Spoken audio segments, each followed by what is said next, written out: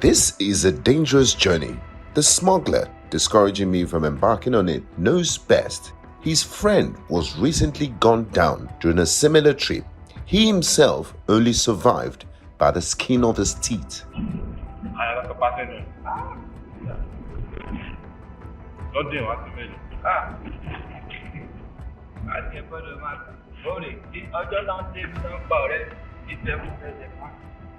But I insist, we must proceed. It's the only way to uncover the operations and the people behind the smuggling of goods, including arms and ammunition from Benin Republic into Nigeria, and why the act has proven almost impossible to stop. From Ilaro, a notorious smuggling town, we embark on the 2-hour ride through Olorulekan, Ebute, Ojaodo, and Ologiri to Ajawere, a trading town in the Plateau Department of southeastern Benin Republic. While rice smugglers who bribe custom officials get killed, the likes of Ibrahim Dende Egungbohun, the founder of IBD Hotel, is widely known as Ilaro's biggest smuggler, continues to expand his coast, helped by his proximity to power and the influence he has amassed with his filthy wealth, more commonly known as IBD Dende. His hotel, IBD International Hotels Ilaro, is well known to have been built with proceeds of smuggling. Dende has been arrested for smuggling multiple times, but on each occasion he emerged unscathed. So what did Dende smuggle?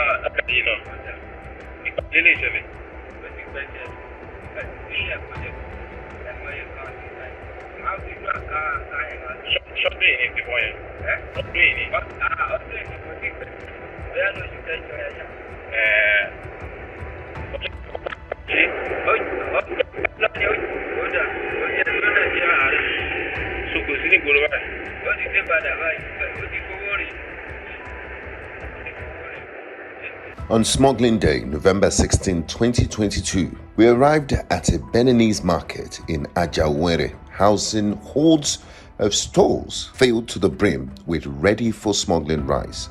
Many of the stores are locked, only specifically opened when a smuggler shows up to move goods. Artisanal smugglers fetch bag after bag from the store for onward loading onto scores of waiting motorcycles.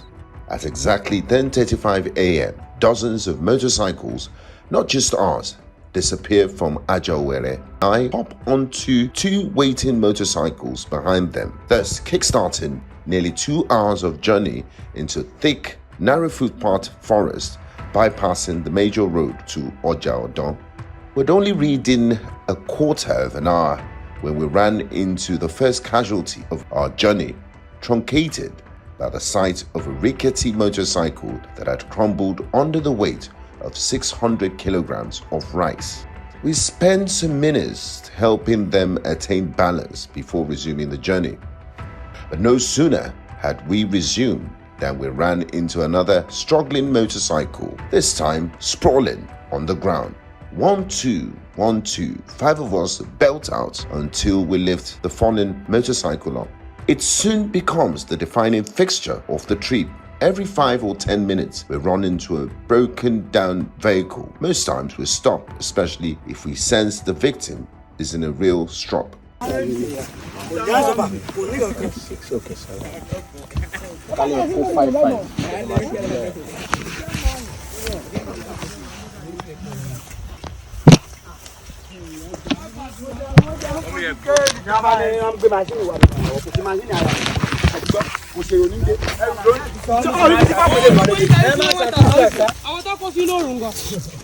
mi ò láì gbogbo iṣẹ́ ẹ̀tẹ́ nígbà máa fẹ́ ṣe làgbogbo àjọmọ̀ pé ẹ̀hẹ́n ó wà bẹ́ẹ̀ wọ́n tọ́kù lẹ́ẹ̀kẹ́ tí a kò sọ́kù.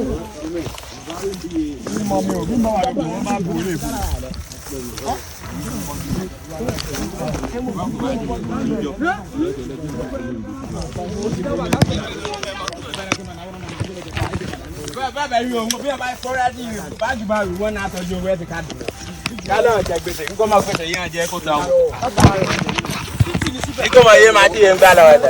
Owó ń dáàbò. Wait tán, ibo ìnáwó kọsẹ̀ kí a fò de. Àjọ ọ̀rẹ́ ni. Wá. Ibo ìnáwó kan ti kan. Sábẹ́ ni ti. Ọmọ ala. Àmì àwòjú ní gbẹ̀yìn. Ètò lé kẹ́mẹ̀ kó gbé ní pa. Kẹ́mẹ̀ kuti náà tó kẹ́mẹ̀ fura ògbó. Other times we simply hail him and wave good luck. Just before noon, the lush green forest vegetation starts to give way to a sparsely populated brownish greenery indicative of the onset of civilization.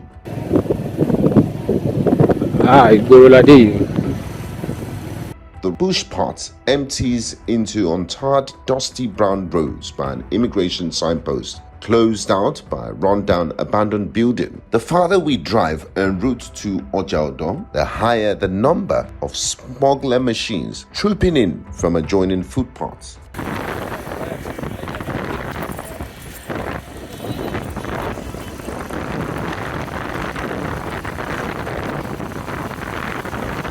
Within 10 minutes, we cross to the opposite lane, driving against traffic for another minute before vanishing into another footpath until we arrive in front of a nondescript bungalow where motorcycle riders are unloading heaps of rice. I enter the house and locate the rooms where my bags of rice have been sorted, awaiting clearance. Wait for it from the Nigerian customs service for onward smuggling into Ifo and sale to Nigerians.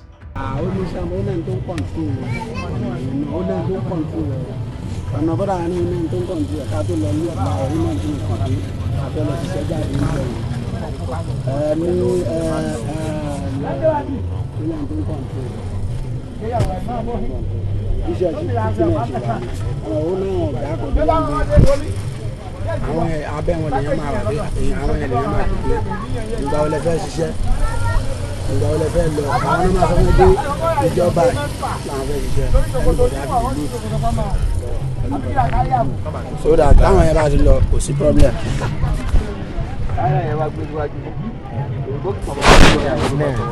Láti bóyá iṣẹ́ náà wà ní lọ́nà méjèèjì ká lọ́nà méjèèjì máa fún wọn ní information.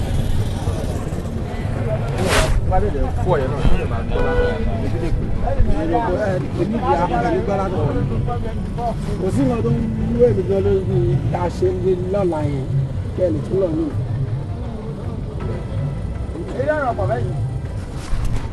Màá fún yín ní information.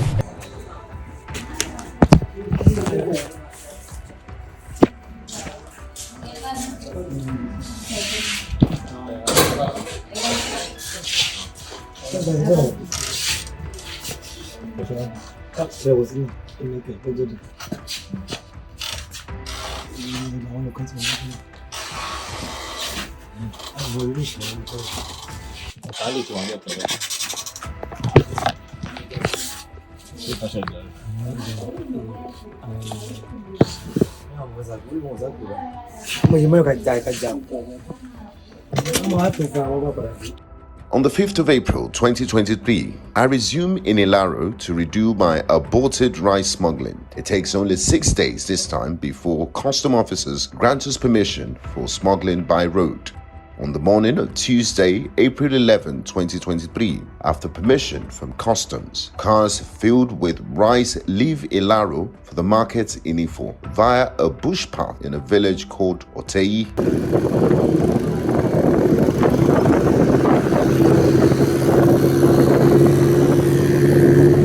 eventually rejoining a major road in Ibogungiwa, pothole-ridden and long abandoned by the government.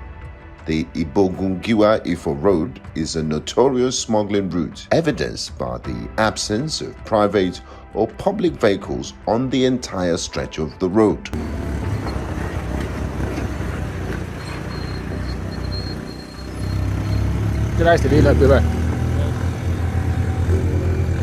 The journey we had relatively smoothly undergone, courtesy of smuggling bribes to customs, is sometimes fatal for smugglers attempting to bulldoze their way through, such as Solomon Hassan Adebisi, who suffered a damaging leg injury from customs gunshot and underwent a lengthy treatment but still didn't learn once he recovered.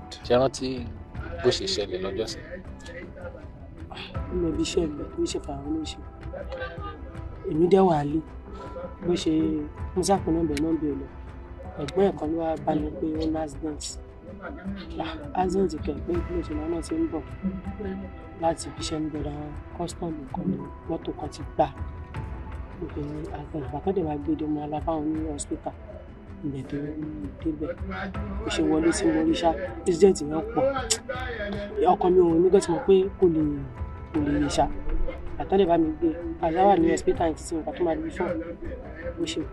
Before entering smuggling, Solomon only helped smugglers load bags of banned items, whatever they were, onto the vehicles. From long-time middleman, Solomon's upgrade to protagonist would ultimately cost him his life.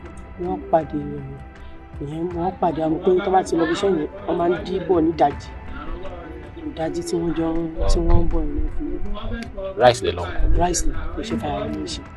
She are not part of the body touching injury. Ojú kan torí agent ni kíni ojú kan jọ ojú ẹ̀ báyìí ẹsẹ̀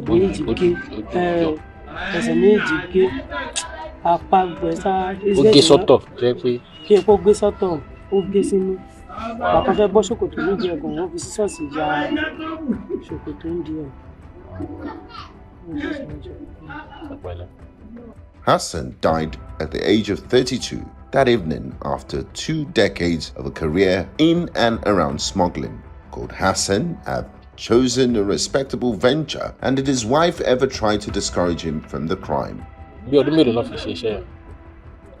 Láti kékeré tí wà lẹ́nu iṣẹ́ yẹn kí mi tẹ̀ tó pàdé ara torí ìyá tiẹ̀ náà ti kú bàbá tó dẹ̀ bímọ bàbá yẹn bímọ tó pọ̀ mo pé àwọn ọmọ yẹn oníkálukú fáìn bí ààrẹ ló máa bá wọn lọ òbí tí máa lọ lóògùn ráìsì ló máa bá wọn lóògùn sínú mọ́tò òun náà ti fi kọ́ wọ́n ṣe wọn mọ́tò wọ́n náà ṣàníyàn náà ni tó bá lọ lóyún máa ń fàdúrà sí wọn ni torí wọ́n bá ti dẹrù yẹn náà téèyàn bá pàdé wọn èmi lè ṣe pàdúrà náà nìyẹn máa iṣẹ́ tó bá dẹ̀ ṣe màtẹ́ni tó bá kọ́ṣẹ́ owó tí ò ní iṣẹ́ míì tí yóò lè ṣe kò sá lè jalè iṣẹ́ fàárẹ̀ náà mo rí pé ó wà tó ṣe kí ní táwọn sáré everybody fi ń lé ìkẹta fi ń ṣiṣẹ́ náà ló wà ní eré àwa ń báyìí náà mọ́ ọ̀jọ̀ dandan wa yẹn náà ọkọ̀ tí wọ́n sún ìṣe náà.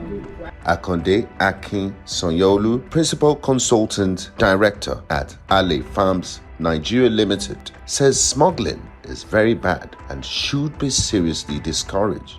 It's something that should seriously be discouraged. It affects Nigeria negatively because farmers will be affected, agriculture generally will be affected, and the general production economy of Nigeria will be affected. It's going to cause the revenue of farmers to be reduced unreasonably. It's going to bring up apathy because many farmers will lose interest because expected revenue can never in any way be related to the cost that has been invested into production activities. Agricultural activities will be greatly discouraged because when people are making more money in smuggling, how then would you now expect them to go and be farming?